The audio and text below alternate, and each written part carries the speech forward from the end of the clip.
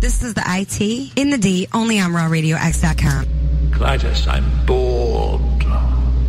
What plaything can you offer me today? Excuse me, sir, is this the Delta House? Sure. Come on in. The following program is intended for mature audiences. I was banging on the wang. Woo! This is the ladies' man. Woo! I can't say no, and I don't really want to, so I'm... Well, especially with the back doors open. Woo! We just lost our clean tag on iTunes. Woo! Should I keep going or should I stop? Woo! How much scotch did you drink that night, by the way? Half a bottle. Okay, then shut the hell up. Woo! You're in your underwear, I'm in my underwear. Hey, let's hang out. Woo! Woo! Really? Should we talk about this? Tag team it. Woo! I may have to wipe the geek off. Woo! Am I the meanest? Sure enough. Am I the prettiest? Sure enough. Am I the baddest mofo low down around this town? Sure enough. Well, who am I? Sure enough. The Shogun of Harlem. You're so white right now. Woo! Shut up. Stop talking. Woo! How are we not sponsored by PBR and Slim Jim yet? Damn it. Take him to Detroit. No! No, not Detroit! No! No, please! Anything but that! No! I used to hang out at the Magumba Bar. It was a rough place, the seediest dive on the wharf, populated with every reject and cutthroat from Bombay to Calcutta. It's worse than Detroit. You will never find the more wretched hive of scum and villainy. Then don't come! Shut up! Woo! Yeah, I can't take that position. Woo! I don't know who brought that bell in, but Bob's got a new toy. Guess Captain Soundboard doesn't know how to run the soundboard. Woo! Are we at a break yet? Woo! So, what would you little maniacs like to do first? The question isn't what are we going to do. The question is what aren't we going to do. Ludicrous speed! Go!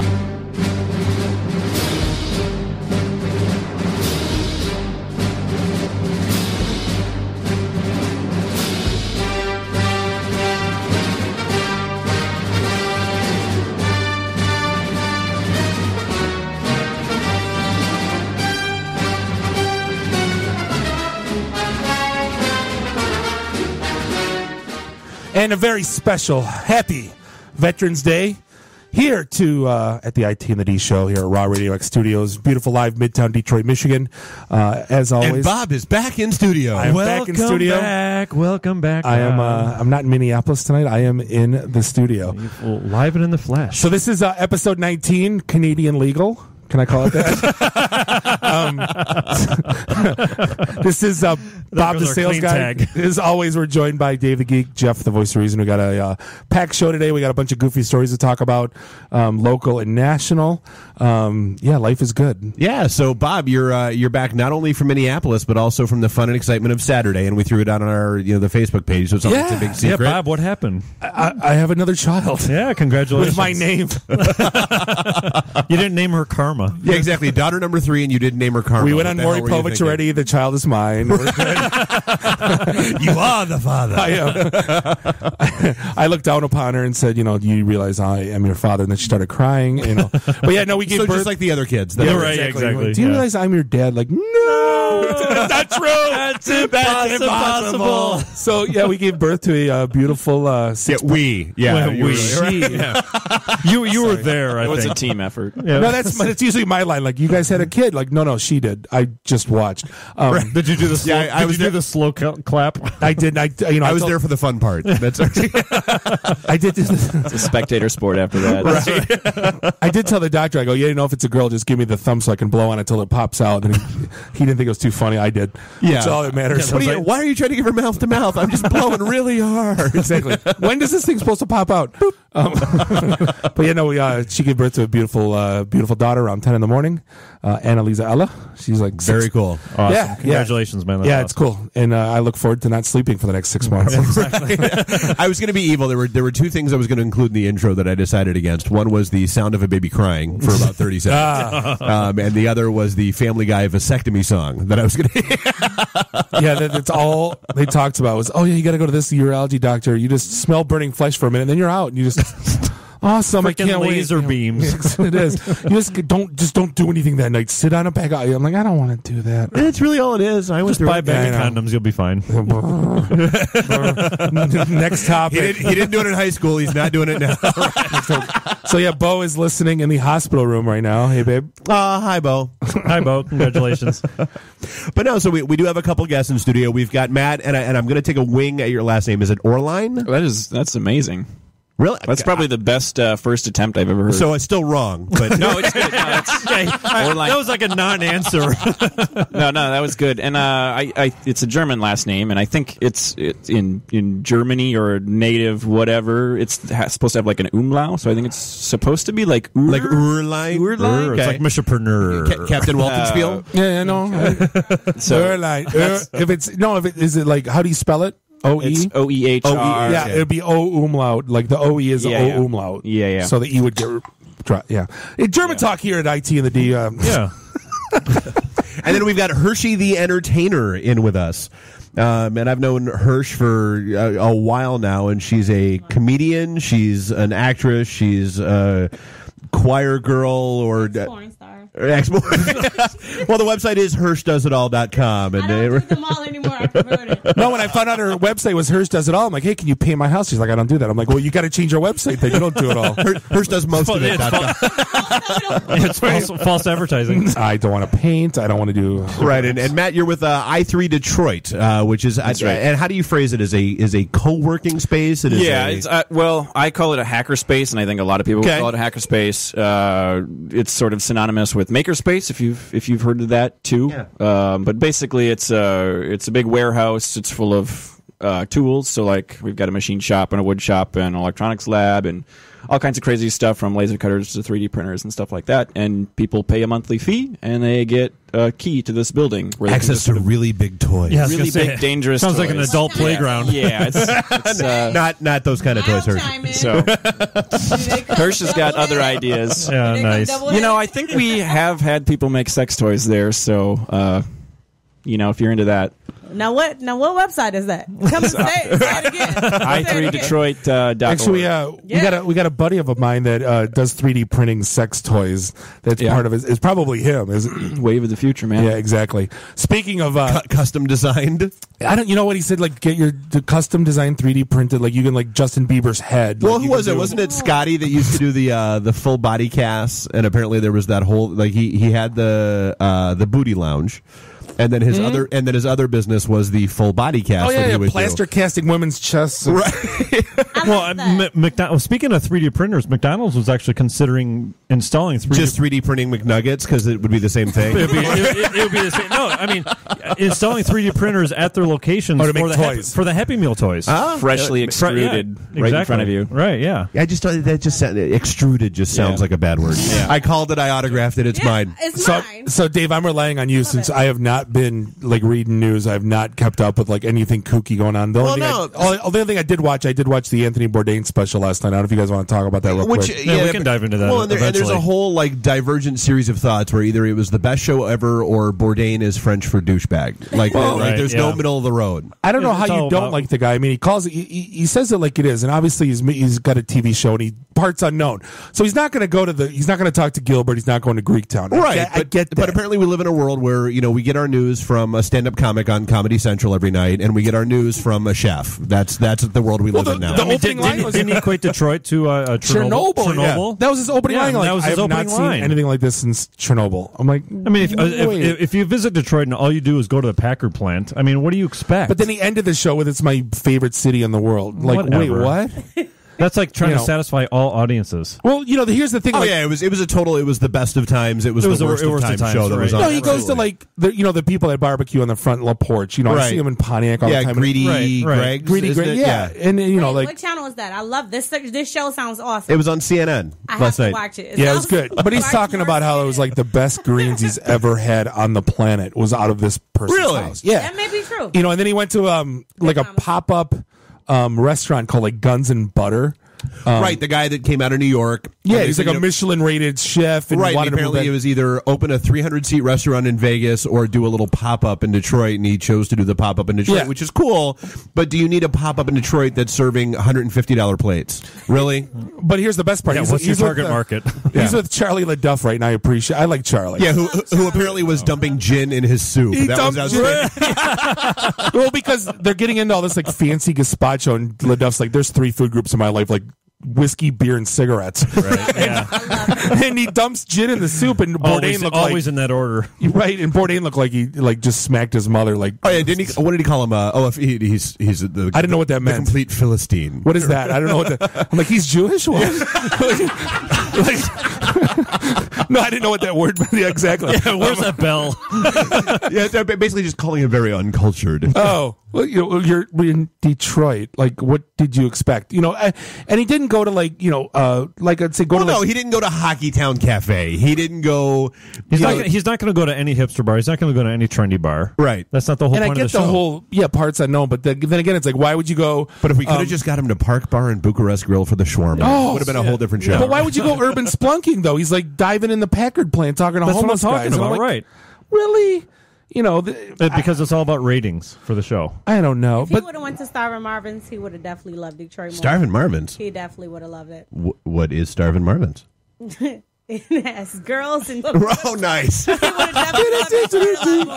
Hit that bell. He would have loved it more. I'm sure LaDuff probably took him there. You Safe never bet. been? I'm going to take you. Next week, Starvin' Marvin's.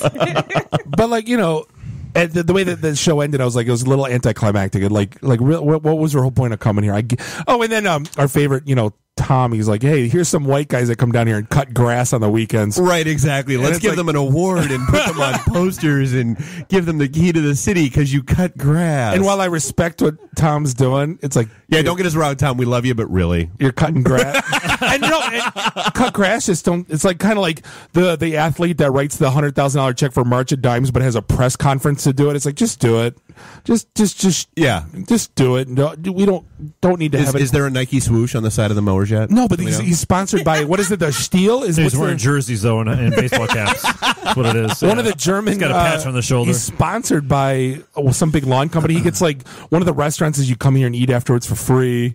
It's a little what do much. you get for making grass? Do you get an award for that? Like producing grass? Some people do. Yeah, exactly. That was the room. That was the room next door that the cops raided. Yeah, they were making a whole lot of grass in there. Yeah, that was the grow room.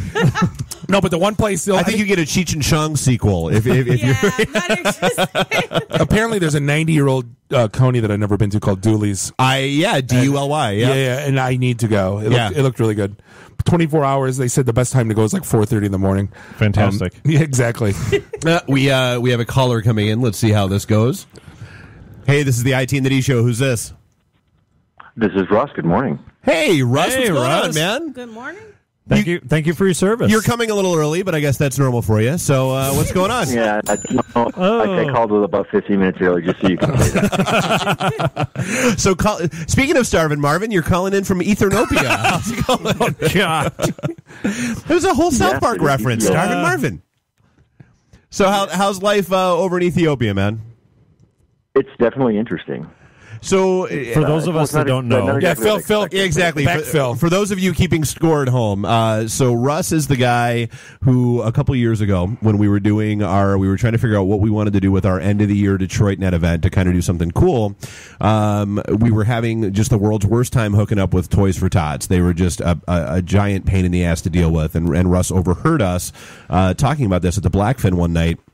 I think it was like September, and he said, "Hey, look, I hope you don't mind or think I'm overstepping my bounds or anything, but what do you think about? I still know guys that are boots on ground over in Afghanistan.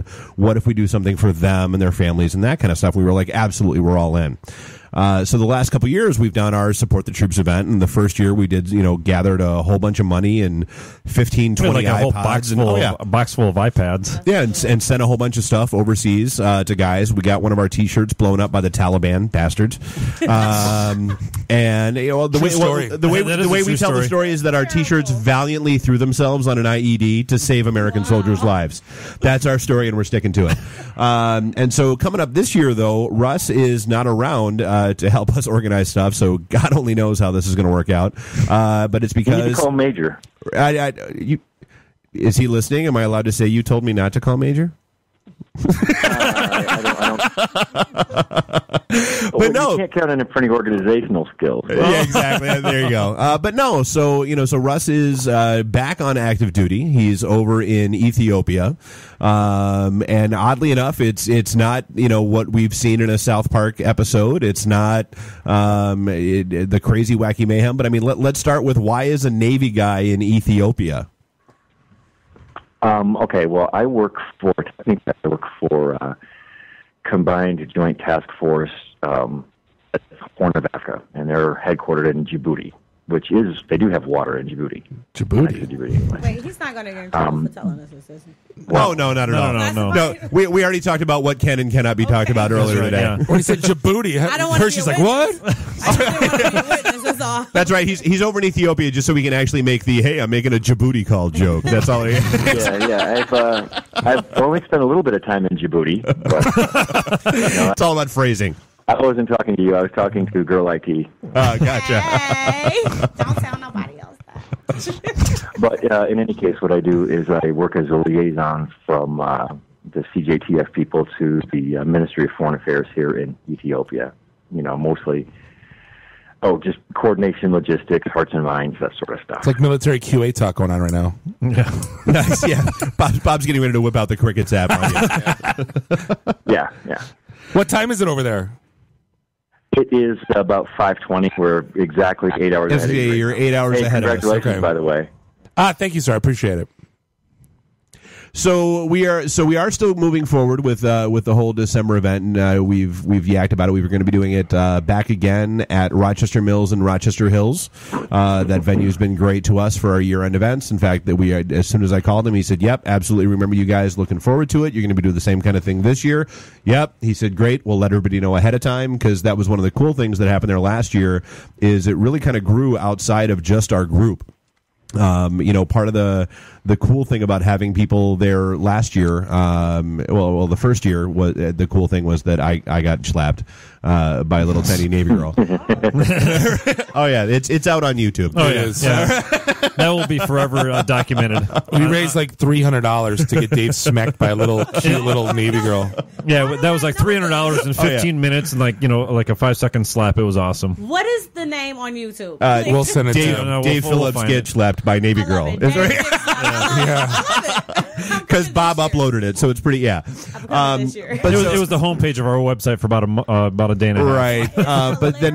But then last year we had a lot of the guys who actually got. There were some of the guys who had got some of the stuff that we had shipped over to Afghanistan that were back stateside in Michigan, and they showed up in uniform, and it was really, really cool, including Major and his wife, which was really, really awesome, and that worked out well. But it was kind of a cool ripple effect because it rapidly grew just from our group and we had random people just showing up, just donating money. Well, yeah, I mean, we had the 120 people that were floating around from our group, but then people were walking by going, "Hey, why are there people here in uniform? What's going on?" Yeah. We told them the story, and yeah, I mean, we walked out of there with what, $1,700 for us?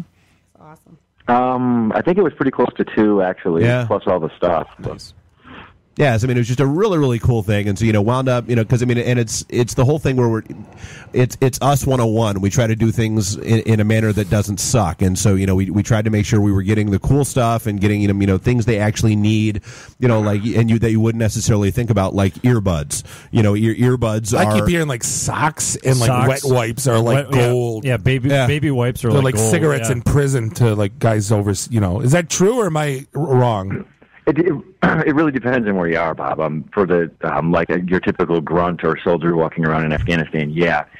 However, you have to send them the little packages that'll fit in the cargo pockets. What people do is they'll send them the economy size. You probably have a new economy size. Yeah, the ones where you buy at Costco, right? That are like 700 wipes. Yeah, yeah, they don't actually really fit in cargo those. pants pockets. Right. Yeah, a guy really can't carry those around. Right. So. No, so if it can't fit in the cargo pocket, it's not cool. Right. So, and this year we are basically, I hate using the word adopting, but I guess that's kind of what we're doing. We're working with the Marines that are attached to the embassy over there in Ethiopia. So what's the scoop? Like what do the Marines at the Ethiopian or the American embassy in Ethiopia do? What's the story? Okay, every embassy in the world has a Marine security debt. They call them MSGs attached to it. It's a competitive program for Marines, but they get to go to an embassy wherever in the world, and their job is to not let anybody kill the embassy. So it sounds like a pretty clear, clean-cut job description. Yeah, exactly. They handle all the physical security, like so when you go in, you have to pass through their watchful eyes and hope they don't hit you. They live on the embassy compound. Gotcha. They don't live on the embassy compound, but they do. But there are 7 of them at this particular embassy, so they're all, in their early 20s. Their debt commander, who was actually had dinner with last night, is like 35. That's the oldest one. So do they all call you Grandpa, or no? Nice. No, they don't. Oh, that's right. People actually listen to you and you respect you over in that food chain, right? That's why he doesn't mind leaving. He's actually got a command structure that people actually pay attention to him, unlike us. Yeah, they call me Senior Chief. Yeah, so yeah, right. It works. But no, that's their deal. They stand watches 24/7 all over the embassy. Russ, don't you have like nobody kills anybody? What is the status? I keep forgetting from Cannonball Run that you can like run around in a. What's the status that he has? Why did I forget that real quick? I wanted to talk about diplomatic immunity that Russ has. Yeah, the diplomatic immunity. Thank you. Yeah, because I said he wants Cannonball Run. Yeah. I always go Lethal Weapon 2. Oh, diplomatic immunity. Yeah. No, I'm thinking about it's the been revoked. No, I'm thinking about even give me a parking ticket. I'm thinking Jamie Farr. Jamie Farr. I have diplomatic immunity. Yeah, with the orangutan driving with the flags in the front. Like. Well, actually, speaking of that, I mean, that's what I picture Russ driving around in like a 1979 Rolls Royce with an orangutan in the front. Well, Russ, didn't you just post that you got an Ethiopian driver's license? Do you actually have to have I have something an Ethiopian driver's license. I drive an LAV, which is a light armored vehicle, which is really a Toyota 4Runner. But yes, I do in fact have diplomatic immunity. That's such a bad idea. Like, how did they not ask us about that before that happened? He didn't tell. He didn't tell them he knows us. That's probably a wise career move on his part. Well, it's sort of like Rob Ray, and congratulations, by the way, to Rob Ray, who just won the seat on the Rochester Hills City Council. But I was joking with Bob. Yeah, we'll never see him again. Nope. No, he invited us to his congratulatory. He's party. my money guy. You better not go nowhere. Right? He's got all your finances. Yeah. So one of these guys. Focus. We're working. Yeah, you know us, Russ. I know. So one of these guys. You told me one of the kind of the sad story over there is they're making them take all their beer signs down and all that kind of stuff because it's not. They're not apparently allowed to glorify the use of alcohol. DOD mandate. Right. Yeah, they live in a small house on the thing, and they have like a bar actually in their house, which every Marine house and every embassy in the world has. As it should. Yeah. I'm just amazed there's beer in Ethiopia. I'll just leave it at that. St. George's beer, apparently people like it, Bob. But they made them take down all like their alcohol signs, everything like that, because the Marine Corps has a mandate to deglamorize the use of alcohol. Mandate to deglamorize. That sounds deglamorize. That sounds pretty. Yeah, that sounds like a phrase you'd only hear from the military. Yeah. Mandate to deglamorize. Yeah. Is there some kind of like acronym that goes with it? Right. Yeah. What's the alphabet soup that goes along with that? And classic me, if I ever heard something of that, I would be playing like the Schmitz gay commercial on YouTube on all the bars. Like deglamorize. How about that? You like that? Yeah, it's pretty lame. And they're very sad Marines about it, but what are you going to do? What are you eating over there, by the way? Just curious. Eating is hard here. They eat a lot of lamb. They eat a lot of goat. Actually, they because you got to my catch neighbors them. had a family reunion or some damn thing in their compound, and they drug 2 goats into their yard, and they all stood around while they, cut the goats' heads off. Sweet. And then skinned them and then put them on a fire and cooked them out. Nice, Bob. Is this thing Thanks. on? Yeah. Bob's just being a pain in the ass. What else is new? Right. Oh. We lost him because his connection cut out. Guess So it offended him. No, No. trust me, that did not offend. If nothing else we've done to that man over the course of the past few years has offended him, that will not have offended If you're him. listening on the radio, here he is. Oh, okay. Yeah, he calls back. Yeah, I was going to say, Russ, if you're still listening, thank you. You back? The cell service in Ethiopia is not awesome. Really? They don't have a Verizon guy walking around Ethiopia? Can you hear me now? He's standing on the roof right now. Right. With one leg up. No, it's usually with an AK-47. You will hear me now. Right. Yeah. Well, you know what? If somebody can live tweet the raid on Bin Laden's compound, I'm pretty sure there's connectivity somewhere. But okay, so I mean, we are coming close to a break, so I want to make sure we hit all the salient details here. So our event is December 12th. Salient? What? Are you still talking? I'm sorry. Should I stick with 2-syllable words? Was there a niner? Black girl here. Hello. Was there a niner in there? Right, yeah. Echo, Charlie, Wisco, Tango, Foxtrot, yeah. So December 12th is our event out at Rochester Mills and Rochester Hills. We do have, like I said, we are kind of working with these guys that are running the embassy, the Marines over there. They've got a wish list. We are looking to fill said wish list. I will be publishing that out probably tomorrow. And that gear is going out to all Michigan troops that are overseas. Yeah, and their families. So we have connections to everyone. I mean, that's the whole point. The Michigan-based boots on ground. Yeah, it's not just Marines. Yep. So I mean, it's cool. I mean, it's something that I'll be honest with you. I mean, having Mike Major, show up with his wife last year was really friggin' cool. I mean, that was one of those things where getting the seriously getting. You just liked it because his wife is hot. Well, there's that. I mean, did you just say that? It's kind of what Bob doesn't need to come to our events. Bo can. Mike doesn't need to come if Megan wants to show up. That's fine. Yeah, exactly. We're Facebook friends with her, not him. Megan, right. Yeah, Megan knows that we like her better. Right, as it should be. Exactly. But no, I all mean, is good in the world. Or just getting the honestly, I mean, kind of getting the note back about our our t-shirts getting blown up was cool stuff. Getting the pictures back from the guys out in the field. That wearing the t-shirts. Yeah, that we threw out on our Facebook page and out on the site. I mean, that's a really cool thing. I mean, it's nice to know. It's kind of like we threw out on the Facebook page today. Nothing we ever do is ever going to say thanks enough. So this simple, stupid crap that we actually can do. It's what we can do. It is what it is. And the offer is always open. For any of those guys. As they come back, we want them. To show up an event. We want to do whatever we can for them to help them get a new gig. And we've had a couple of folks that have taken us up on that offer. We got Christy with the New Horizons with the VA stuff helping out. Yeah. So I mean, anything and everything we can do, we're all about. So I mean, Russ, before we tap out here with you, anything you want to hit on? Oh, we lost him again. Damn. So again, I mean, we appreciate your service, though, Russ. If you're listening, absolutely. Hopefully, thank you very much, Russ. Even though it's not Veterans Day anymore in Ethiopia, Happy Veterans Day. Yeah, Happy Veterans Day. Yeah, we were just saying it's not actually Veterans Day over there anymore, Russ. So we don't have to be nice to you anymore. Is he back on? Yeah. No, it's not. So what I was just saying is we are bumping up against a break. So before we hop out, though, with you, anything in particular you want to hit on before we jump off? No, just one of the nice things being here myself was able to just force them what they needed. So, and I made them be very specific on their list. So. Oh yeah, no, I mean, getting that from you is actually it's going to be an immense help heading into next month. That'll be great. The more detail, the better. Yep. Yeah, it's quite detailed. They didn't have any problem. I told them not to be shy. So. Yeah, apparently we need a blonde that's 5'3".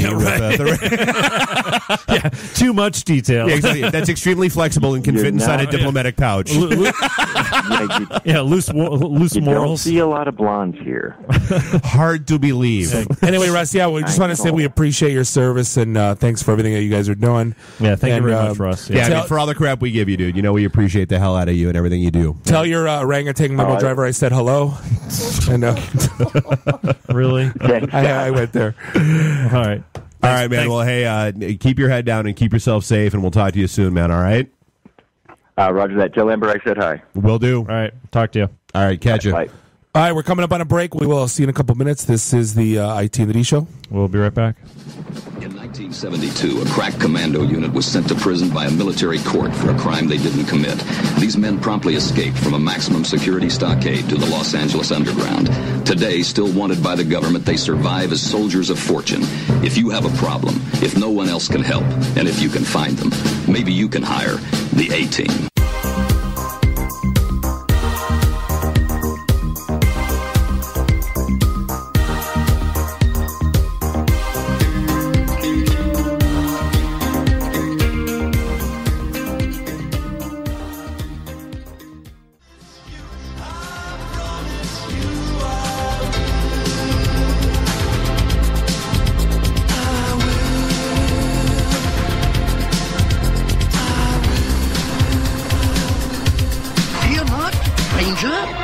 Barbarian, magician, thief,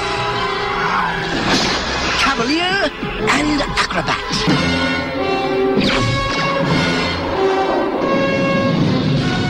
Who was that? That was Venger, the force of evil. I am Dungeon Master, your guide in the realm of... Dungeons and Dragons. Dave has not made it back to a break. I had like in the history of the show. I was just shouting, Dave, get your ass back in here, because I want to talk with people out in the hallway and smoke cigarettes. I want to have dead air on the radio. It happens. Screw you guys. You know, it happens every week. Every break. This is the IT and the D show. Welcome back. We're sitting here in the Robert where we all love each other and things are just friggin' great. We are sitting here in the Raw Radio X studios. Catch us on beautiful Midtown Detroit, Michigan. We're snowing. It is snow. You know exactly. Go home, November. You're drunk. You know how I knew exactly. You know how I knew it was snowing? 4,700 people on my Facebook. It's snowing. Like no. What was that Facebook meme you put on there about the Futurama? Yeah, exactly. I'm not sure if it's actually snow falling from the sky or little millions of alien parasites that are just eating the one part of your brain that controls driving ability.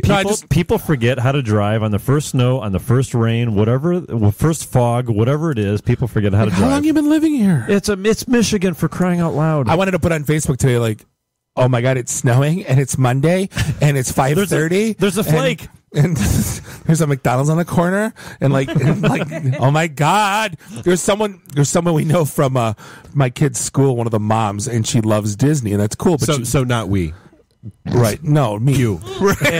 Thanks for calling, Bob. Go ahead, tell the story.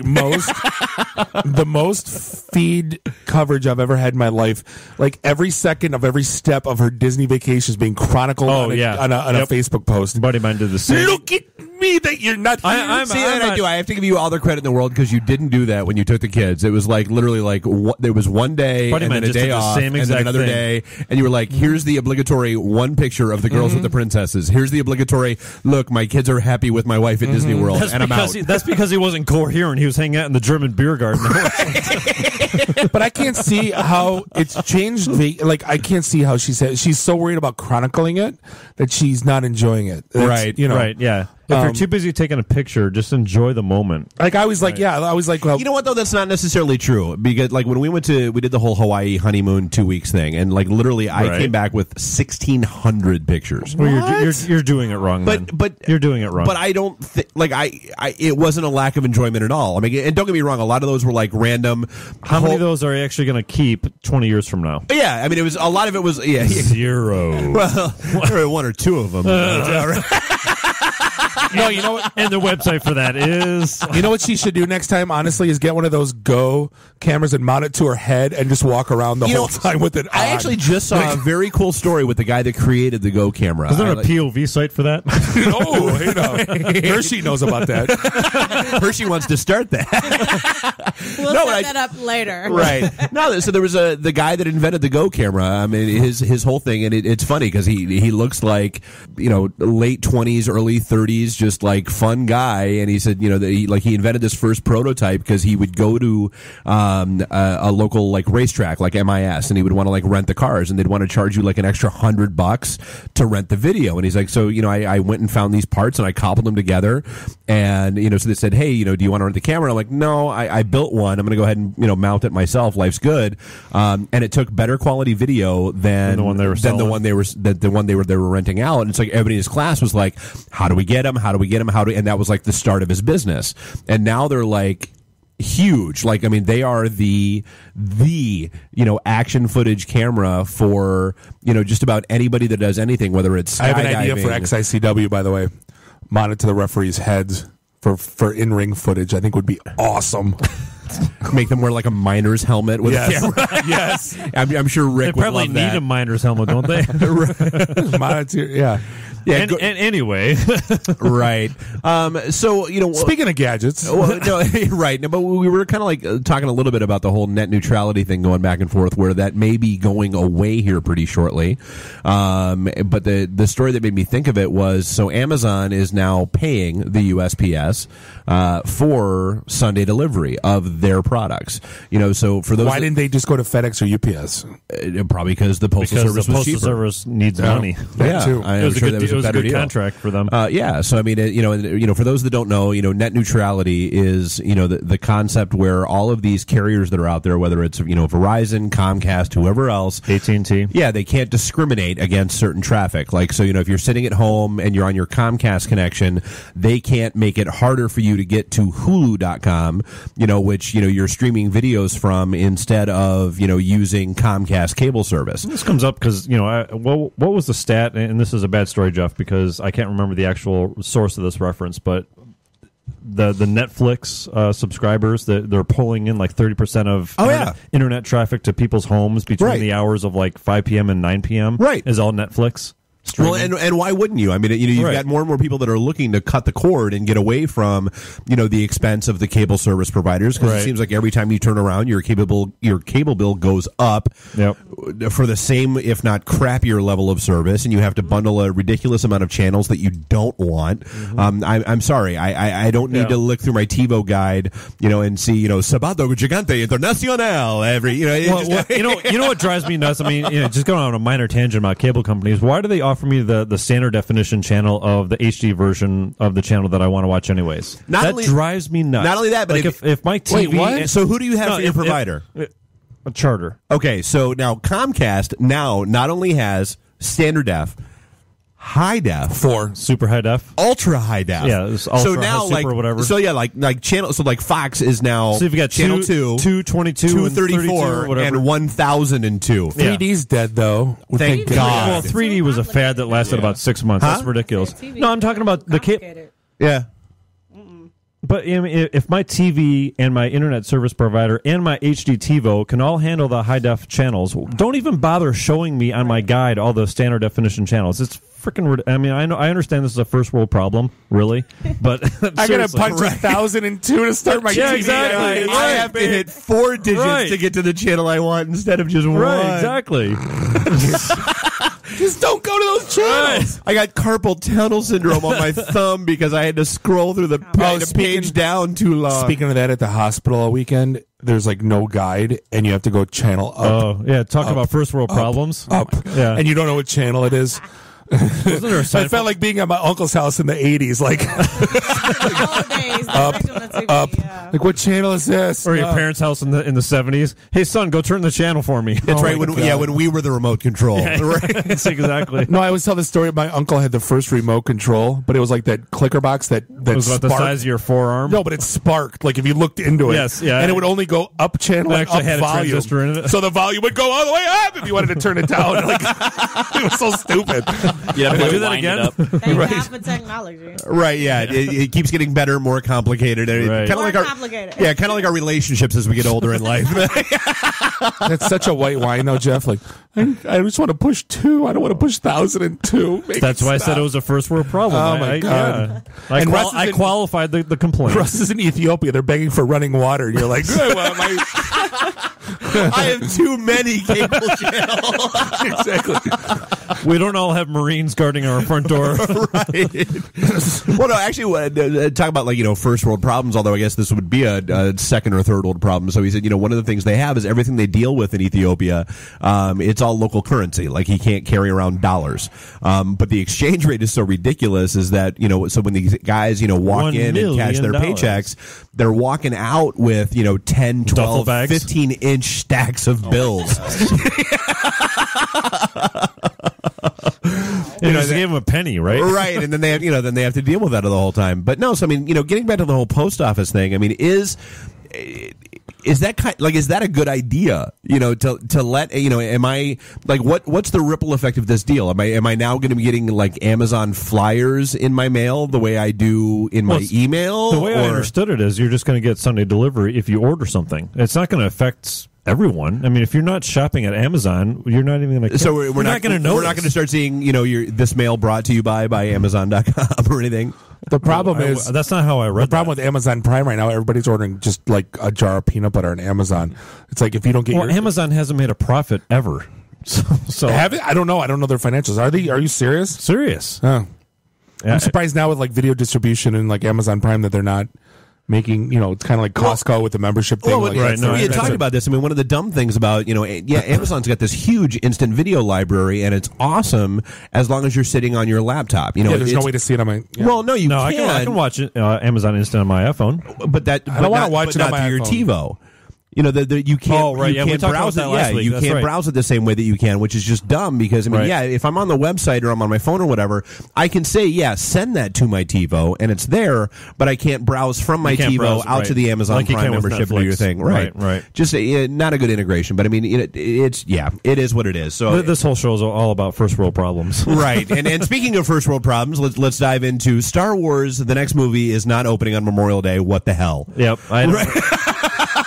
Because it's all about the merchandising. They want to sell. Right, they want to sell Christmas toys. Yeah, so there can't be. Why do you care when it comes out? Just watch the damn movie. Because it's tradition. It's May 25th. Definition. Custom. Yeah, it's always been May 25th. It's always been Memorial Day weekend. Dude, we went to the premieres of the. We were there last night. You were there with Dave and I making fun of the Star Wars people. We were. Yes, we were. Yeah, that was paying the kids $20 to save our seats as the grown-ups. That's right. We did do that, didn't we? We totally did that. We showed up early, paid $20. Well, no. So $20. Was it? I think it was the third. So when episode 3 was coming out, I bought the tickets for the midnight premiere, and I went to go pick them up at over lunch, and so they already dressed up as. No, that was not us. That's the point. No, yeah, we're geeks. We're not nerds. Sure. Yeah. Excuse me. No, we were at the. there's a hierarchy. I didn't know. I'm sorry. Yeah, geeks, nerds, dorks, dweebs. No, we were at the bar, and it was 9 o'clock, and we're like, dude, we should walk over to the. I went there at lunch and went to go pick up the tickets and saw there was already the red velvet ropes and all that stuff, and I shoot these guys an email because the game plan was we were going to meet at my house, sit and drink in my basement, until 11:50, and then go hit the theater for a midnight show. Right, and then I'm like, hey guys, they said the theaters are opening at 6 o'clock, so for a midnight show. Right. So kind of throws a monkey wrench in our game plan. So we meet at Champs, which was in the parking lot of the theater we were going to. Yeah, a 30-second walk away. Yeah, and we have a couple drinks, and then I'm like, you know what, we ought to go at least scope things out and see what's going on. So we walk over, and we find our seats, and life's good. And I'm like, look, we can't sit here for 5 hours. Yeah, it was 9 o'clock. Yeah, it's just not going to happen. So there was this group of teenagers in the row in front of us, and they were they had all brought their notebooks, and they were doing their homework and stuff. It was literally the whole quintessential joke from Conan. Oh yeah, so I leaned over and I'm like, okay, kids, look, I got a proposition for you. And they were like, what's up? You want to make a quick 20? Right. I'm like, so the hard way. The hard way. I'm like, so you guys move back. It's some of you move back here. And you make sure that our seats are waiting for us because the grown-ups are going to go drink more. Oh my god! And when we come back, we'll give you $20. Yep. And they were like, "Dude, what?" Kid was up and out of his seat, waiting for me to get the hell out of my seat. Right. In 2 seconds, and they were like, "All right." They were throwing jackets down on my seat. Yeah. So we walked back across the parking lot and went to Champs, drank for another 4 hours, came back, showed our tickets. No, we kept doing the insult the comic dog line. Well, no. So which one of these buttons pushes pushes your mother. yeah, exactly. So we get back at like 11:30, and we walk in. I'm like, hey guys, and they're like, cool. Now like, hey, $20, here you go, thanks, man. And we've got a nice healthy buzz going on. Yeah, that was actually the best way to tolerate that movie. Oh yeah, it really was. So and then of course 2 minutes later, to your point, the guy in the full blown head to toe authentic Darth Vader episode. Oh my goodness. So of course we start playing we're doing the whole Triumph the Insult Dog. Which one of these buttons calls your mother to come pick you up? Which one of these do I push to get a margarita?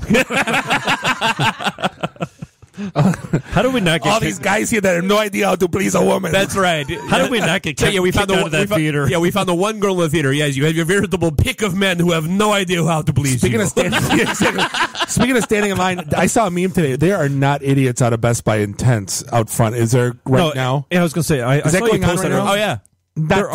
Today. There's there people already people camped out in Best Buy. Oh my God, Sherry from last year we talked about going around. Oh yeah, she said you totally wussed out on her. I did. I didn't want to get up at 5 in the morning. I wanted to go with the air horn from college from high school football and just and wake everybody up. So the thing was, we posted a thing out on the IT and the D Facebook page, which we have covered none of this. So our phone number is 313-462-0107. Nobody's going to call. Nobody's going to call. Yeah, you can find us on Twitter. Right, and we can find us on Twitter at IT and the D. No one's going to You can find us on Facebook at facebook.com/IT and the D. Some people like us. Yeah, some do, some don't. It's it's like high school. Yeah, exactly. I think we're up to like 16. Our veritable, our tens of listeners. Alaska is the last state that Alaska is our last holdout as of today. Yeah, NORAD fell. That's right. Yeah, Cheyenne Mountain finally we have stopped Hawaii. blocking us. We even have West Virginia listens to this show. No, what Alaska. was the line that I said at the bar? Oh yeah, I can see them from my house. But no, so so who wants to dress up in bear costumes and just like rip the hell out of the tents of the people that are sitting there in front of Best Buy already, just to have some fun with it? So yeah, I mean there are. So yeah, you were supposed to go with Sherry last year. I don't for the $5 knockoff TV that won't work with anything else you have in your house. You can get on Amazon. That'll be on my porch tomorrow morning, and I don't have to get up. Yeah, tell you what. Here's $79. Join Amazon Prime and be done with it. Just go back home, sleep in your own bed. Oh, I know. I forget who the chick was that posted underneath that meme. It's like, I'm going to go sell coffee and chili for $1. I'm like, you don't get it. Charge $10. Like, right? Oh yeah, charge $100. Right. These idiots are in line that long to get a Magnavox TV for $400. Really in line already? Yeah. My gosh. There's nothing that's ever been like. No. I smack myself going, oh, I wish I would have went. Nothing. Yeah, there has never been a single deal. I remember like at 2:00 and I'm bored on the Black Friday, and I go, I'm going to go hit the wall farts down the street, and I'm going to see what. And it looks like just a typhoon went through, and there's like nothing worth a crap to buy. Well, and there's always the stories of somebody gets shot, somebody gets trampled, somebody gets killed, somebody gets. Yeah. I bought a 27-inch Emerson plasma for $139. Like this year, I bet you're not even looking at it. Like, yeah, exactly. That was your big story last year. You're not even using it because it died in 3 months. Yeah, it's in your basement now. You know what I think it is? It's so they can post it on Facebook going, Neener, I got one, you didn't. I don't know. I think that's what it's all about. The shopping equivalent of First. Exactly. Really? It's it's the chick at Disney going, it's 80 here. Here's my middle finger to all you. It's look what I got. It's like a conquest. It's like a modern day. They're not gamers. They don't play. So it's a version of hipster where they're taking a picture of themselves going through the turnstile first in the door. I look what I'm eating, and you're not. It's basically what it is. I have to be honest. What was that above table? If they put exotic hair on sale for Black Friday, I'll wait. 27 inches, 38, 40 inches. I'll wait. Sale, I'm waiting. I'm sorry. That's the only thing I'll wait for. That is a world I'll never comprehend. We got to talk after this. I'm going to go buy hair. I'm like, what do you mean buy hair? Don't you grow it? He didn't understand that. That's the booming business right now. You got to get you a black girlfriend or It's giving Black Friday a new name. It is. No, actually, it's the same name. Just a new meaning. New meaning. Yeah, I will wait for that. I'm sorry. I have to be honest. Moving on.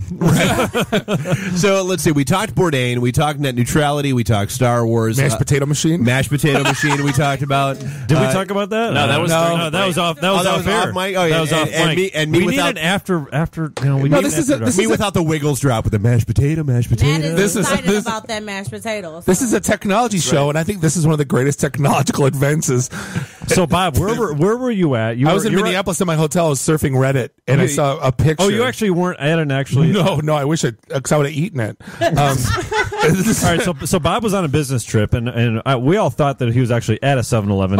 Taking a picture of himself. No. So it's a thing that exists. I think it's in like test markets, and it's just like it's sitting next between like the cappuccino machine and the nacho cheese machine and the Slurpee machine at a 7-Eleven. Right, and it's for mashed potatoes. Like you stick a bowl underneath, and it spews. So just envision a Slurpee machine, but mashed potatoes and gravy. I wanted to that's what the spoon cups with the Slurpee spoon cups, like with the spoon straws. Yeah. I'm sorry, not the cups. 64 ounces of mashed potatoes with a spoon straw. Wait, it was 64 ounces of mashed potatoes? No, the thing is just got to make the most horrific sounds as it's throwing out mashed potatoes. But I'm thinking about, I was talking with the man at the break, and I go, when you go to a 7-Eleven, like Red Bull, Funyuns, pack of smokes, maybe a big bright hot dog, lottery ticket, bowl of gravy. Yeah, no, it's like, I'll have some mashed potatoes. Like, wait, what? Can you keep those bacon bits on the side, please? Right. That's when they advance. They're going to have cheese, bacon, they're going to sour cream, everything you can. I would totally put nacho cheese on that. Booze, bacon, and spuds. Oh, and they'll have corn, and it'll be the whole KFC bowl thing that they run. Sadness bowl, yeah. So you remember I told you sadness bowl.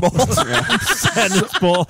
So you remember what I told you about what makes me laugh? My girlfriend. Like what makes me laugh the most, it's not like the commercials, like the diarrhea commercials. That doesn't make me laugh. What makes me laugh is like imagining a guy pitching it to like a group of like white hairs, and I'm nodding, going, "Yes, this is brilliant." Like I'm imagining like a suit walking into a 7-Eleven boardroom, going, "Guys, I got some for you, mashed potatoes," and like coming out of a machine, and then everybody's like, "Yes, genius! Bring it to our test markets." Right. Well, that meeting was like at 11:30 in the morning, right before lunch. Everyone's hungry. Basically, they were pumping pot smoke into the meeting room. I'm in sales. I would pay. What if there was like gravy next to it? Yeah. I'm in. They're all high as hell. Yeah, dude. We're gonna mashed potatoes on the go in a Slurpee cup with the hot dog. Will there be gravy? Oh, with absolutely. There'll be gravy. Stick a hot dog in the middle, mashed potatoes around it. I had a hot dog. So, but I'm in sales, and just imagine the sales rep that's selling the mashed potato machine. The fact that it got produced to begin with, and now he's selling it in the boardroom, and he's like, "Guys, I got some for you, make you millions." Mashed potato machine, and all the white hairs in the boardroom are like, "Yes, I see the light," and it just to me this will bring us over the top. And the shit that makes me laugh is not the machine. We've been waiting for the next biggest thing, not the potato machine, but like the process behind to get it there. How that actually came to market. Well, so how do you get it? How does Metro Detroit get on that test market? I'm going to write a letter. I'm like, we need. Yeah, you're an expert on writing letters. Make that happen. I will throw a party. We'll have a Detroit event at a 7-Eleven. We'll start a change.org petition tomorrow. Right. Well, the next time my kid's begging for a Slurpee, I'm like, no, it's better. We're going to go for mashed potatoes. Potato flavor Slurpee.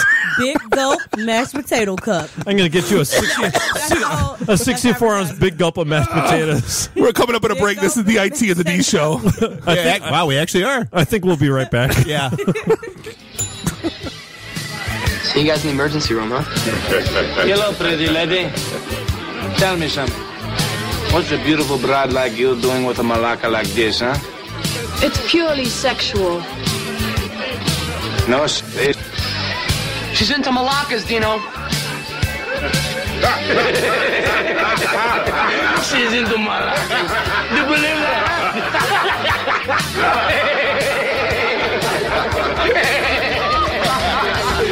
You can say that again.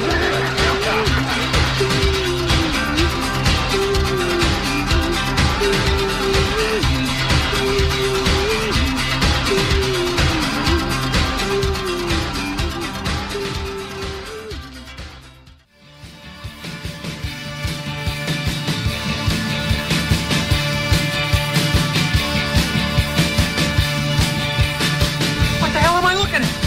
When does this happen in the movie? Now. You're looking at now, sir. Everything that happens now is happening now. What happened to then? Past then. When? Just now. We're at now. Go back to then. When? Now. Now? Now. I can't. Why? We missed it. When? Just now. When will... When will that? When will then be now? Soon. Hopefully sooner. So we ain't found you. We are back. I said comb the desert. We've been jammed. I said across their nose, not up it.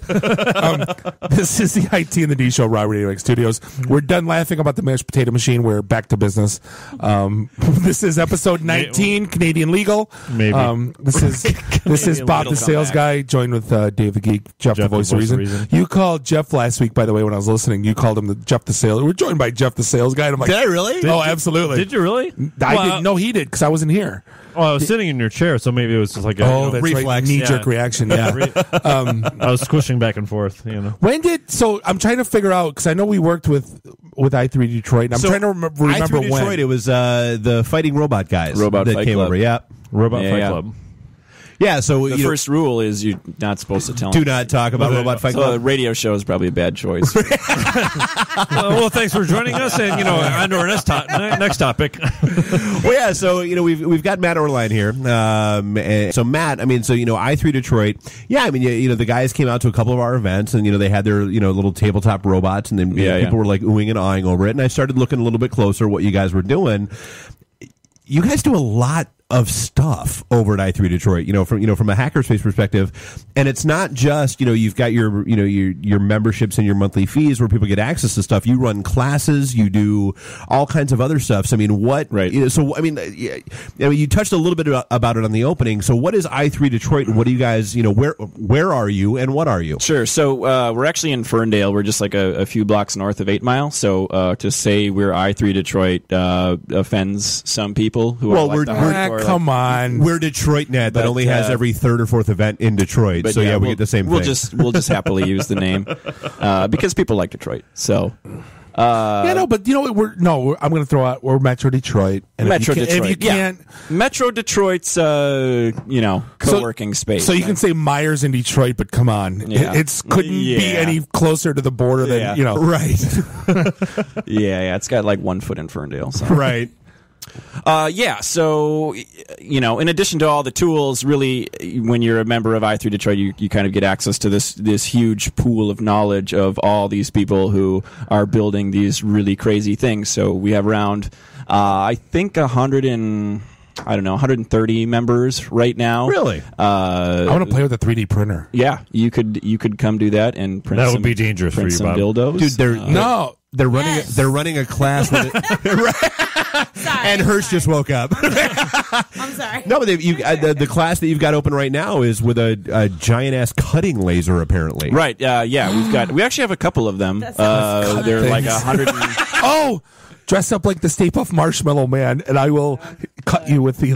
Yeah, that's exactly. Yeah, that sounds great. That's what I'm thinking. That sounds great, David Copperfield. Yeah, let's do that.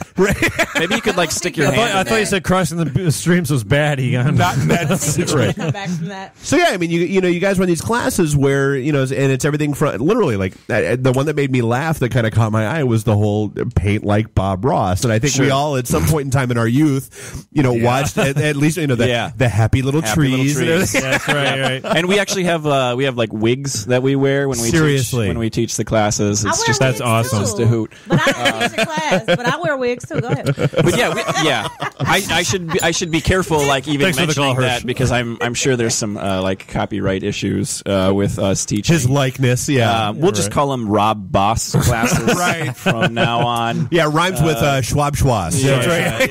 Yeah. Wait, Schwarma? What? Right. Scenic oil painting technique classes. But yeah, the whole organization is actually volunteer run. We actually don't have any employees at all. So all of those people. Well, and you're the president of i3 Detroit. Yeah, that was probably good to be king. I just kind of ended up in that spot. We call each other founders. We don't. Yeah, we debate every 6 months. Do we give ourselves titles? No. Yeah, you're the grand poobah. Just switch it up every now and then. Kind of with a moose head. But so my role is just kind of to do the outward communication for the organization and just kind of try to partner with other organizations. do like the interviews and crap like that, and just try to recruit new members and stuff like that. Well, you were saying during the break like you did not want to come on the show because you thought we would be like dissertating code. Yeah, well, you guys are like the IT and the D, and so I emailed David, and I'm like, well, I'm not really going to be able to talk about the latest SQL Server. That's okay. Wait, where's the Crickets app? Right. Well, and I was totally upfront with it. I'm like, yeah, no, we did that show once. We will never do that show again. It didn't go. We're just going to talk about mashed potatoes, actually. So. Yeah, I said, as long as the first 2 hours of tonight's episode, right? As long as you're down with PBR and Slim Jims, you can come on the air. He was like, I can do that. Absolutely. No, I saw it. The whole 3D printing thing, I'm like completely. I think that's going to be the next like big thing. And I saw a really cool story. Like the future. It's like wow, man. But like I saw a cool story where a dad, like his son was born without a hand, and like he went through this whole like it was like $3,000 to get him like fixed with a prosthetic hand. Right. He went in 3D printer and $10 in materials, and he made him like a Luke Skywalker like exact replica bionic hand. That is very cool. Yeah. And I'm like, you know what? The dude, he spent $10. I'm like, this thing is completely going to change the way once you get them in everybody's home, right? And you get the plans for everything like uploaded to a place where everybody can pull them. Right. It's going to completely change the way everybody does everything. It's going to manufacturing. It's all going to. Everything's going to. That's like Geek Out Star Trek replicator type stuff. Absolutely. Right? Yeah. But you know what's going to happen is like all those like lazy college kids who like don't want to do their dishes. They're like, I don't want to wash those spoons. I'll just make new dishes. Print myself a new spork and just like pound down. What are you talking about, lazy college kids? I want to do that. Yeah. Can I do that tonight? Yeah, apparently. Yeah, Pier 1 is for those of us who haven't gotten past that stage. Pottery Barn, all that. Well, stuff. I did see. They're all done. I did see there was I forget what website it was on, but a guy fired the first metal 3D printed gun today. Yep. Oh and yeah. that changes everything. Yep. Yeah, that's going to freak a lot. Hey, Dianne Feinstein, how about this? Right. Printed metal? Liberals everywhere are freaking out. No way. He printed metal. That's. I'll send you the link after we get out of here. Can I print That's exotic pretty. hair? That's pretty. That's all I really want to know, so I don't have to stand in line. Print me out some weave, girl. Yeah, I don't want to stand in line. It's going to look like Lego hair, but you'll be. Hey, it's the way of the world. Right. Lego hair. Can I have a Merkin while you're at it? What? Nice. I'm excited. I learned so much on this show.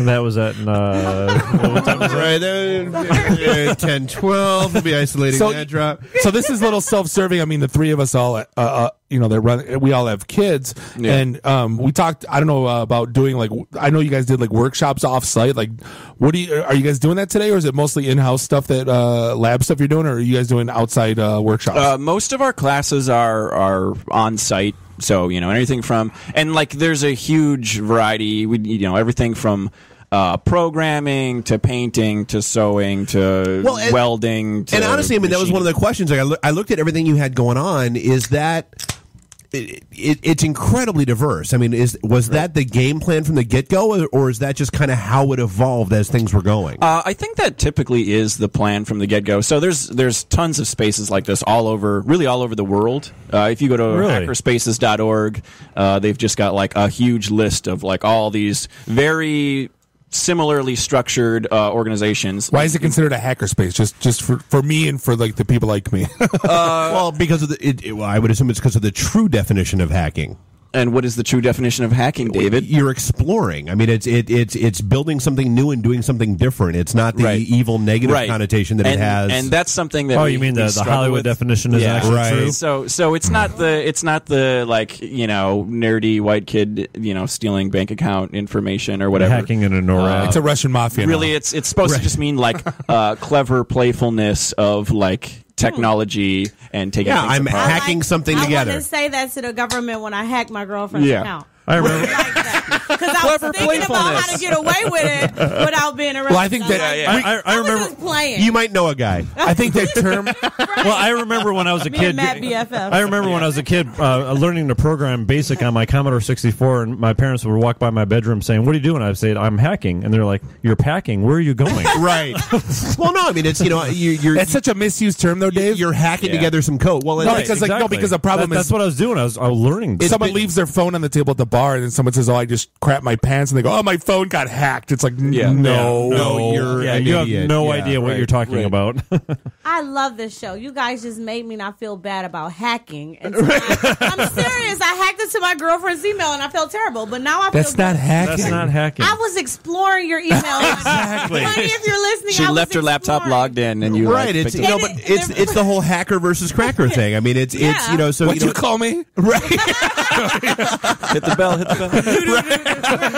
Right, so but that's the negative connotation that's come along with it. I mean, the true 70s 80s hackers were going out and exploring and doing explorers. I mean, and pushing the limits.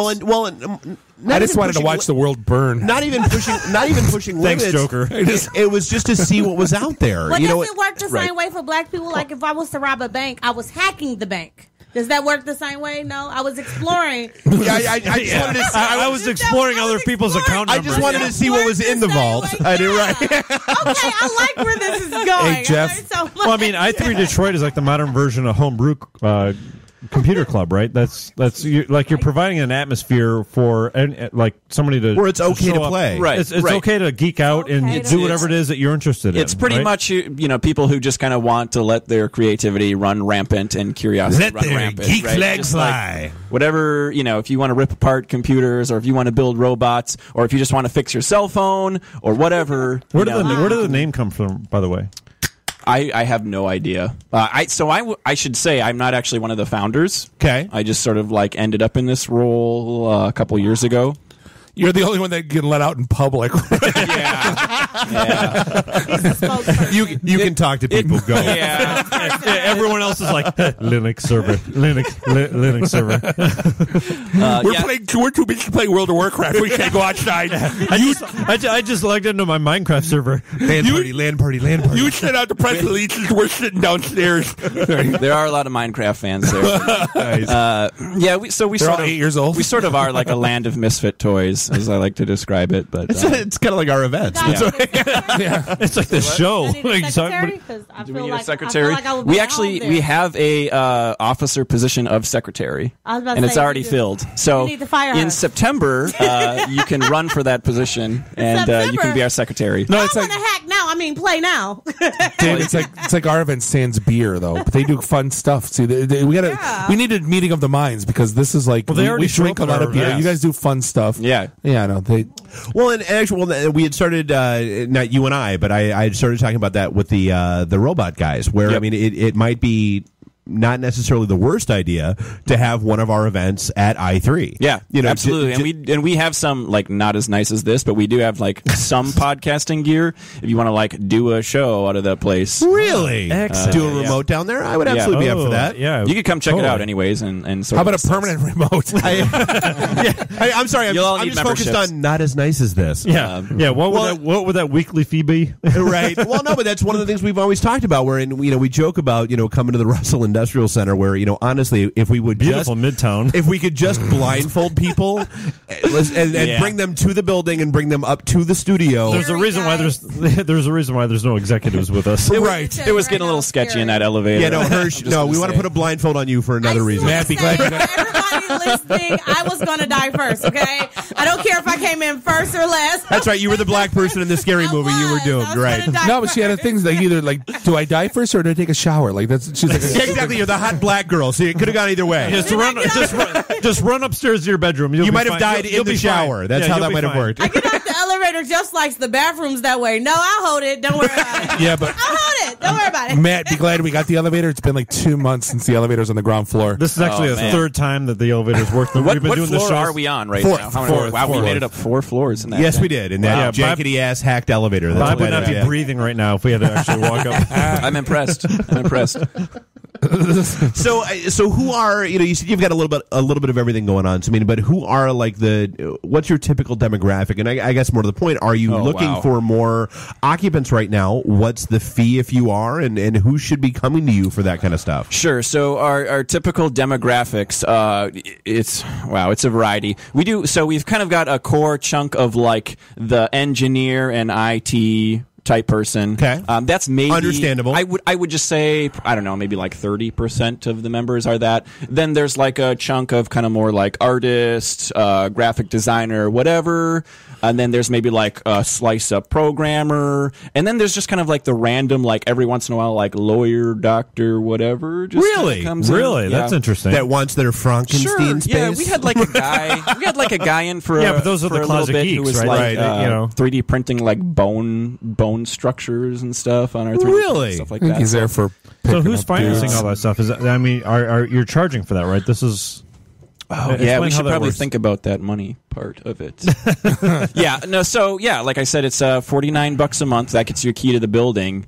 And really, the amount of members we have is enough to keep the lights on and the bills paid. Really, we lease the building, and that membership fee covers everything. And again, we don't have any employees, right? No overhead besides rent. There's no overhead besides rent. So and if I'm paying utilities. $49 a month, I can show up there and I can do whatever. I could co-work there. I could use the 3D printer. Absolutely. Or is there a stipulation? Yeah, and some of our tools have like a consumable cost. So, for example, the laser cutter, every maybe like, I don't know what it is, every 1,000 hours. Can we cut for whatever laser we want? tube. Frickin' You can cut laser whatever you want. Can I mount a laser on a shark? I just want to like sharks with freaking lasers. Laser beams.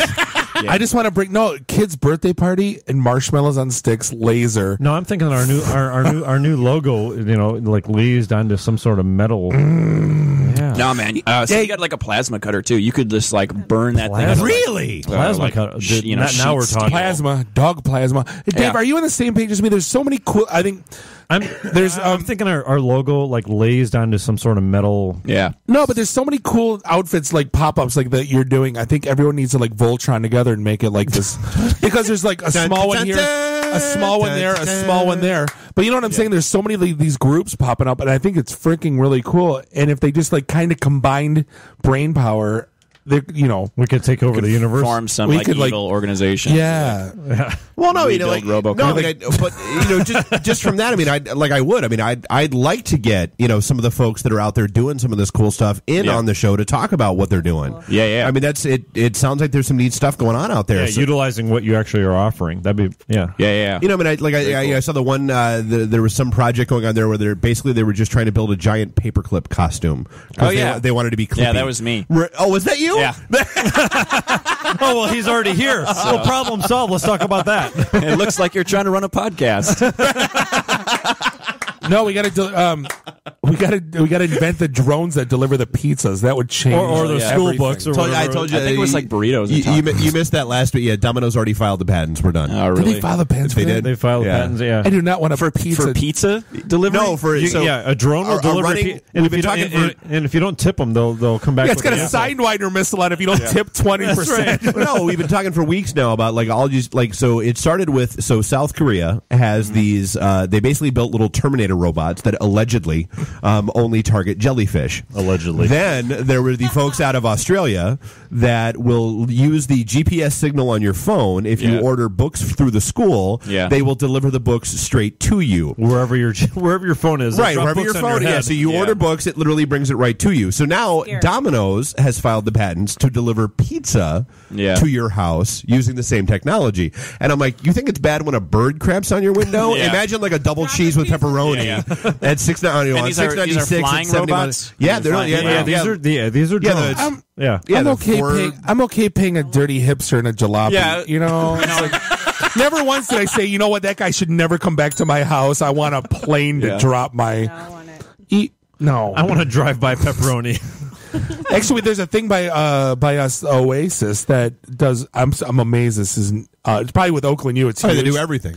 Yeah, they have like 400, 500 menu items. They have little. They have little. It's crazy. He shot me the menu, and I'm like, "That's a delivery place." And like literally, they deliver till 3 in the morning on weekends. Really? Wow. And they drive around the little Fiats. They have like 6 or 7 Fiats.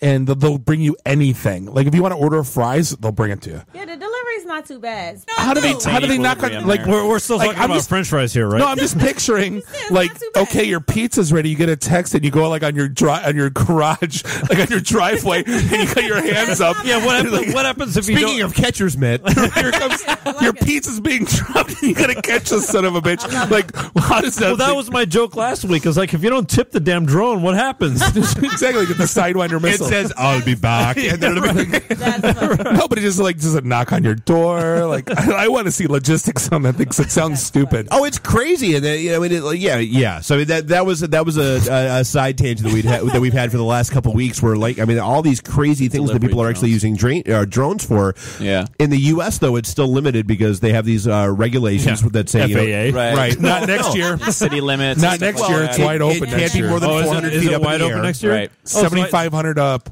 Wait, so I can buy my $500 drone from Amazon.com? My what is it called? The Arrow Light. Right. 7,500 licenses going on next year. Well, yeah, so it's I'm gonna mount a camera to it. But that's not the regulations. It's still 400 feet in the air, It's and line it of cannot sight. leave line of sight. It's line of sight. Yeah, That's what this other stuff breaks. So I mean, when you can't. Dude, if you're in line of sight of your pizza joint and you're calling for delivery, Hold on. seriously, screw you. No, hold on. So there's got to be a guy. Hold on. So no. I mean, there's. I talked about this last. There's a guy flying a 3-foot drone over the Woodward Dream Cruise. Woodward Dream Cruise last week with a camera. But what I'm saying is, Domino's has got to pay a guy to sit there with the PlayStation controller to fly the thing over your house. It's all automated, man. It just runs on GPS. You don't have to control it. You just But it's going to drop it on my roof. Please, God, tell me it's not running Apple Maps.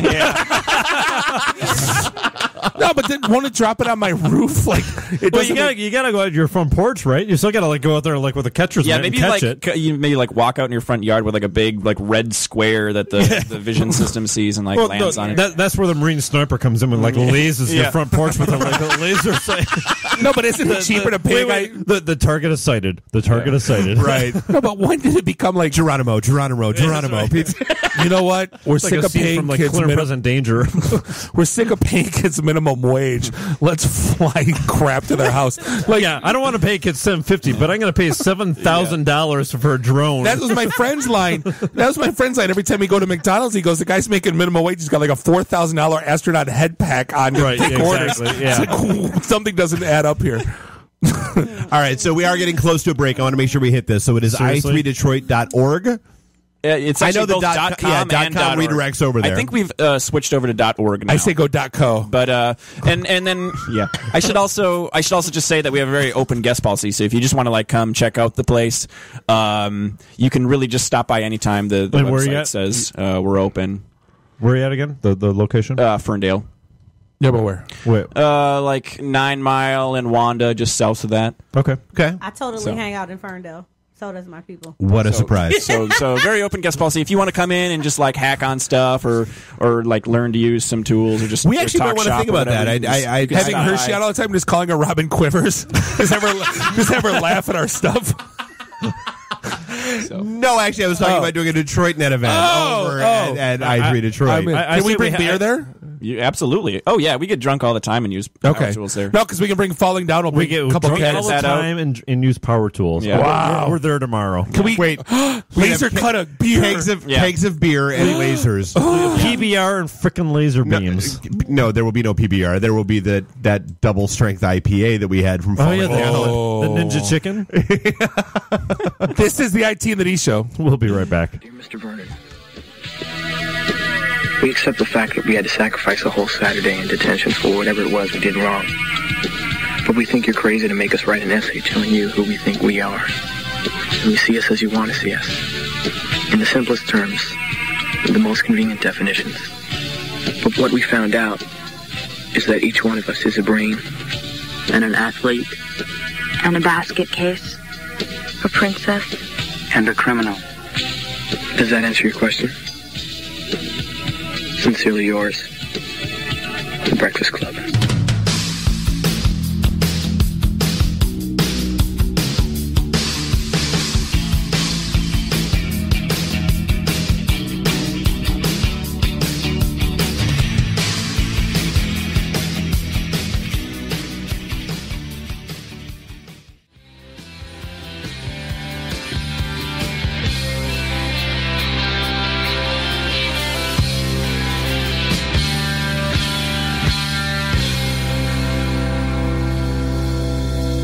R2! Are you okay? I think so.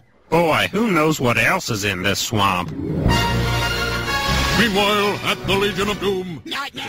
Okay. Dave runs the he's Captain Soundboard. He is Captain Soundboard, but he has no idea how to run it. There's like 11,600 different buttons on there. He's like touched 3 of them. That's all I need to push.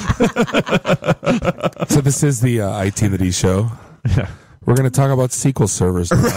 Perfect. This is what I came for. We're going to talk about man. QA now. Wait, let me.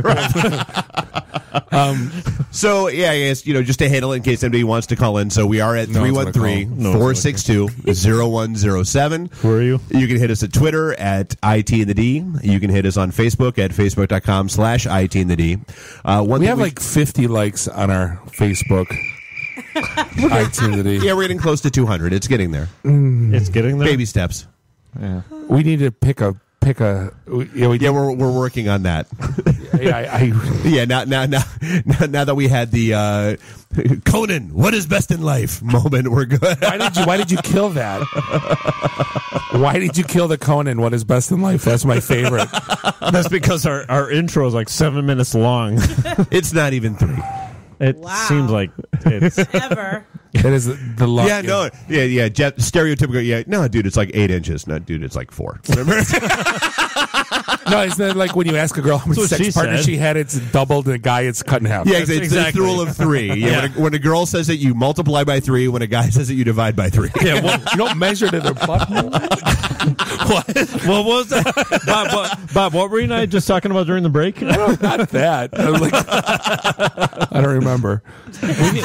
Once again, we need an after dark. Deny. So here we are. No recollection. We were talking about Senator cutting things with lasers at Matt's place. Yeah, I'm dying. Laser beam. Dude, I can't wait. I won't go to sleep tonight because I'll be just envisioning like all the things that I want to bring with me to cut with a laser. You have no idea. He said we You can could put have like a grilled cheese sandwich. That's what I was just thinking a hot dog, but that would be even better. Like a hot dog stand up. Can I get a Coney dog from the 3D laser printer? We could maybe print you like some cheese. Here, no, make a Shawarma. Open up like a front shawarma. window and cook like Coney dogs with the like cooked with a plasma laser. And that's you get a Coney dog cooked with a plasma cutter. It'd be amazing. Would it be like nerd factor? Oh, exactly. Wait, would it be like the sausages that you did on the Lions? Oh, those were awful. They were frozen, burned on the outside, frozen on the I forgot, inside. man. I usually we tailgate once a year. And we were talking about it not too long ago, and I forgot the griddle. But I remember the grill. Yeah. So we had to cook frozen brat patties on an open flame. Oh my God. So they were literally like hockey puck black on the outside and a completely frozen popsicle on the inside. They were It's amazing. like a Hot Pocket that you made out of That was amazing. Hot Pocket in like 15 seconds. Yeah. How do those get it's like a fudgicle. Hot Pocket. I still get a phase once in a while. Bo started buying me like pizza rolls again. I love pizza rolls. Oh my God, so they do are I. the perfect food. Like me and Mark used to mow those watching wrestling on Monday. So like I go, oh my God, I'd love but they're like lava plasma hot. Like burn the roof of your mouth. It's either frozen or it's like I have to go to the dentist on Monday. There's no in between. Well, and you've only got like a 4-minute window where they're boiling hot or they're cold and you can't eat them. Yep. All right, so Hirsch, let's dive in with you here. Oh, sweetheart. jeez, So, party's over. Right. Wow, party just starting. And here goes the clean tag on iTunes. Oh my. So Hirsch, you are a comic. You are an actress. You are Singer, exactly. You are so okay. Well, there goes my private dancer joke. So what? So we got you out here. So you've done comedy for how long now? 4. Yeah, I've done it for about 4 years now. December will be 4 years. Yep. 4 years. Yep. Oh, It hello. feels like forever, but yeah. It's not working over here. No, I can hear you. Oh, really? Whoa, hello. All right. Hello. Kind of went out to Captain Soundboard. Captain Soundboard. Sorry, We're having a little difficulties. Wait, what? Wait, NT. Tentacles. Tentacles. NT. Big difference, right? So, and you just threw a DVD out there. So, I what's did. the DVD? I have a Hershey couple does of Detroit. features. Marianne DeMoss, I don't know if you guys know her. She actually has a show coming up on the 22nd, I believe, of November with Earthquake and Mike Epps on the 30th of November. And then I have another good guy friend named D Jones on it. And I know D. Yeah, D Jones. And then I have a couple of video features. My producer, Fit, is on there, and Martell Hayes. I got a lot of different features on the DVD. It's really cool. Okay, so you've done Mark Ridley's, you've done all that kind of stuff. So I mean, I've done here, out of state, in state. Yeah, you were in Atlanta for a little while, and then you popped back here for Chicago, God knows what Indiana, reason. Yeah. So what to keeps be with you guys? Self-admitted, that is honestly that is the hardest job on the planet, to get up on stage in front of 200 people you don't know and make them all laugh. I agree. Yep. There's nothing harder and I still on the say, planet. kind of like the whole, what if the IT world applied to real life situations? That video that was floating around YouTube for a while. God, yeah. Yeah, the hairdresser. Well, I'll pay you for the product, but I don't want to. Yeah, somebody needs to do the. If you were a stand up, if your life was like a stand up comic, like a coder sitting there dealing with a heckler. No, I think the worst part is if you tell, what do you do for a living? I'm a comedian. Say something funny. Oh, I get that. Yeah. What's your latest all the joke? time. They're like, tell me a joke. I'm like, pay me. It doesn't work like that. It doesn't work. It doesn't. What do you do? I'm a developer. Write me some code. No. I do that all the time. One of my best What do you do? I'm a website designer. Can you fix my computer? Oh, I get that as a sales guy. One of my best friends is a magician. Oh yeah, I work for Dell. Can you fix my laptop? No. Right. One of my best friends is a magician. He's worked for David Copperfield in the lab. He's like a legit magician. He's not like the Chi-Chi's guy on Sunday, right? Mm-hmm. And so help me God, do a trick. Does Chi-Chi's even exist anymore? No, Chi-Chi's does not exist anymore. No. That was my worst magician story ever. Like the guy comes up to the table, you guys like magic? And I'm like, yeah, go ahead. And he ruined everything. Like not one trick went over. Fumbled the cards. Just the fishing line comes out. We're like, oh, dude, just go. Or like, go home. Here's $5. But like every time he says, I'm a magician, they'll do a trick. I'm like, so my comeback is like, he's not a monkey. Just let him be. Mm-hmm. Like he's not here to amuse you. Except when we were at Oktoberfest and there were hot girls walking by, and you were like, Mike, do a trick. Yeah, I know. He knows. They still do That's that. That's a whole different dynamic. My family does that. They invite me for family gatherings just so I can make their company laugh. Really? I don't really get an invite because they really wanted me there. But hey, Hershey's coming. Everybody. There's different. Kind of do you have new material yet? Yeah, your comic relief now for family outings. There's different levels though of comedy. There's I like witty banter. I like I'll never be like, say, Bob, do stand up. I can't. But sit here and crack one-liners and do movie quotes all day long. Absolutely. Well, three of us could have a whole entire conversation based on movie quotes and understand one another. Oh, absolutely. Gad, and Gad Holland and I had a great conversation one night, and he was like, dude, why aren't you getting more back into stand up? Why aren't you having more fun with this? You're hilarious. And I'm like, no, I'll tell you this, dude, I'm situationally funny. I said, Gad, I'm situationally hilarious, and he's like, just so you know, he's like, whenever I get my Comedy Central show, I am situationally hilarious. Will be the title of it. I mean, and it's hard, you get up in front of it's all about context. With me, yeah, and that's not stand-up comedy. I mean, stand-up comedy, you have no context, no relationships. Yeah, I'm such a fan, and there's so many different stand-up comedy. Like the guy, there's Rodney one-liners. You have Dice Clay, which is vulgar. Carlin, which is like a modern day philosopher. All there's so many different timing, flavors, though, right? Absolutely, it's all about timing. Yeah, there's and then you have. I'm sorry, I was going to say the biggest misconception of a comedian is that everything in their life is hilarious. Oh no, comics are damaged. And I tell people we really are off. We have the hardest lives, but people think Did you ever read Rodney Dangerfield's biography? No. The first chapter is I was a 5-year-old prostitute. And there was when he was 5, he would walk the block and a neighbor would give him a nickel to kiss him on the lips. Mm-hmm. He thought it was great because he was getting money. And then by the time he turned 15, he's like, oh my God. He was one of the... I'm a man whore. Yeah, he was one of the... he was one of the most mentally messed up people. Even Richard Pryor, isn't the life of a comic very stressful? I mean, you always have to be Pryor coming up with the grew latest up thing and not trying to repeat Right. somebody. Did he really? Yeah. Yeah, and he, the attic and all of that. But, his grandma grandmother was a madam, actually. Right. That's what makes us the funniest. Wow, that's a deep dive reference. I love it. It makes us funnier, believe it or not. Well, no, I had that whole conversation with a couple of the guys one night. I think it was at Izzy's, sitting around, after a show and just yakking. I'm like, yeah, people don't understand. No, it's not shiny, happy, haha, 24/7. Comics are typically very, very flawed, dangerous people, and it's one of those. No, and it's one of those things where it's either one of two ways. Either the outlet goes towards comedy, and you find the humor in it, and you tell a story about it, and you make people laugh, right? Or you're going to get a clown suit and a crawl space. Like that. Those are the only two options. I've heard people say though, like outside of comedy, like I'll go into the office and they're like, "Can't take the clown suit." Why aren't you funny in real life? I'm like, rolling. It's no stage. Right. Well, and it's Where's that bell? Well, but again, it's that whole. What do you do? I'm a developer. Write me some code. It doesn't work. No one's ever asked you to write you some code. No, but that's the point. They wouldn't. Yeah, whereas they do with comics. They do. They come up Write to me you a like, joke. "Why aren't you Tell me- funny?" tell me a joke. But no one asks the chef cook me some food.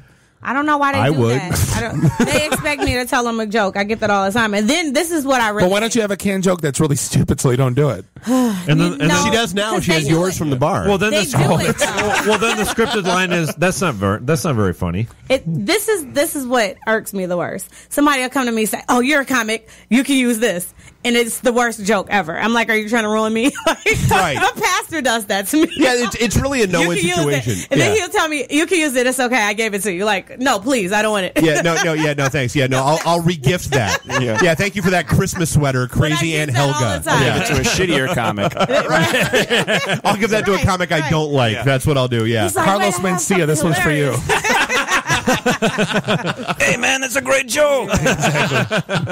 It's interesting. That's he's a gay fish. No, but here's the one thing I don't get about comedy, right? Like musicians, you can sample, you can be influenced by, right? Like Beastie Boys sampled everything, influenced by everything. Like every artist was influenced by somebody, right? Chefs, like, oh my God, I went to France, I saw this amazing chef, and I'm recreating his dish. Comedy, it's an homage. You steal one joke, you're a dead man. That is the worst. Well, there's a difference between stealing and being influenced by. But it's stealing. He's right. It's stealing. It has happened. But look at Kanye West. His whole career is based on. You're not stealing a joke. You're stealing a style. Is that what he's talking about? No, he's talking about an actual joke. No, Carlos Mencia built a career on stolen jokes. It's no way you can patent the jokes. You know what I'm saying? So right. For me, that's one of the reasons I don't put if you haven't heard it, it's new to you. But there's 20 different ways to tell a joke. There really is. That's true. Should be. But some people actually set it up the same way, deliver it the same way. I just said that last It's the Google image search of the comedy is what it really is.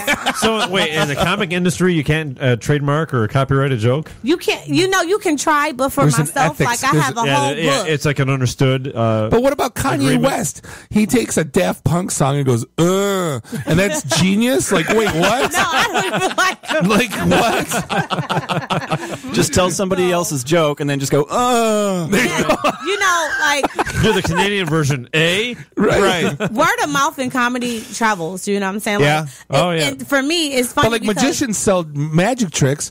Comics, it's such a weird. Well, but there's the different venue, and we were actually talking about this a little bit earlier. Is when you make that transition from from being a stand-up comic to being a writer. And you look at Al Franken. Granted, he moved on to a career in politics, but so Franken and Davis were were some of the first No, but see, you know what? You might not like them now, but they were some of the first. Franken and Davis were some of the first writers for SNL. Right. The two of them took one writer's salary because that's how badly they wanted to work on that show. And that's what I would do. I would write. Like, if I had my choice, I would definitely write. Yeah. It's easier to write behind the scenes than to go up, like he said, like Bob said, and stand in front of a crowd of people that you don't know with different personalities and make them laugh. Like, if I had my choice, I would write. And it's like Dane Cook. Dane Cook, A, not funny, but B, great promoter, and C, has a great writing staff. Some people are D, funnier not off funny. stage, though. E, You know not what I'm saying? funny. F, not funny. No, some people are All the funnier way to off Z. stage. Like, they can write a skit and it'd be hilarious. Then they can get on stage and then the crickets will come. I imagine like hanging out with like Bill Murray, George Carlin. Like, that's got to be the funniest day of my life, like ever. And and that's a problem. Like Chris Farley. Like, how do you not and he wasn't a stand-up Well, he's comic. dead. But he would still be. I think not as funny now. God. You know? You went there. You went there. What? I'm not gonna touch that. I'm scooting back right now away from him. You guys. No, but there's guys that are funny, those are the true right. I think it for me. The guy that writes 4 dick jokes and then does a performance at Rochester Mills. It's just that guy. Yeah, we might know that guy. Yeah. Who are we talking about? I don't know. It's crazy. This dictates you're funny for me. If you can be funny versus every crowd, then you're funny. Right. You know what I'm saying? Like, it's some because people, you don't need context. Yeah, it's some people that get so stagnated and just we knew somebody that did a show at I'm not like Rochester Mills. His name rhymes with Schmidtney, and he did inside jokes. It was nothing but inside jokes that 4 people in the crowd got. How can you do inside jokes to a crowd of people you don't know? Right. And that's why I say you have to be versatile. That's one thing I could say. Shout out to Macomb Community College. I did take a course there called Alumni. Hey, I know, right? Y'all didn't even know, but y'all didn't even know. 12 Mile University. That's what it's called. Yeah, that's right. They had a class for it called Comedy 101. I went to Cousino. That was 13th grade. That's what we called it. I went there and they started us out at Mark Ridley's, and then from Mark Ridley's you got to go wherever you decided to go, and that was a good way to start the circuit because it's Army University. Like if I would have started out like on 7 Mile or something, then I probably would have been stuck. So I wanted to start at Mark Ridley's. Don't have anything. Let's go back to you starting out on 7 Mile. If I would have started out in the comedy circuit on 7 Mile, I would have been, kind of stuck in far as in where I can go with my material, but now I'm a little universal and I can go anywhere. Well, and that's part of what we were just talking about is, you have yes, there is the black crowd, there is the white crowd, and there is the univeral safe crowd. The mainstream. Yep. And for some people, they're totally comfortable. Mainstream. Some people are comfortable with just being, black circuit and the white circuit. And for me, I just want to be all circuit. Like, whoever pays, I want to accommodate. So, absolutely. Oh, really? Yeah. Short circuit, Johnny number 5. No disassemble. Wow, that was pretty good.